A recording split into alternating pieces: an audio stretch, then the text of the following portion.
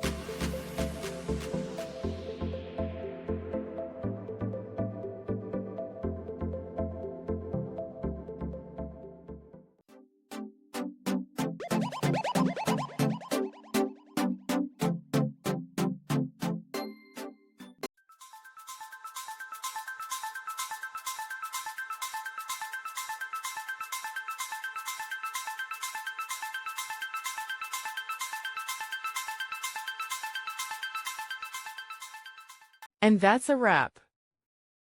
I hope you found the answer you were looking for. If you did, take a second to hit that subscribe button. It really helps out. And let me know in the comments which solution worked best for you. See you next time in the debug zone.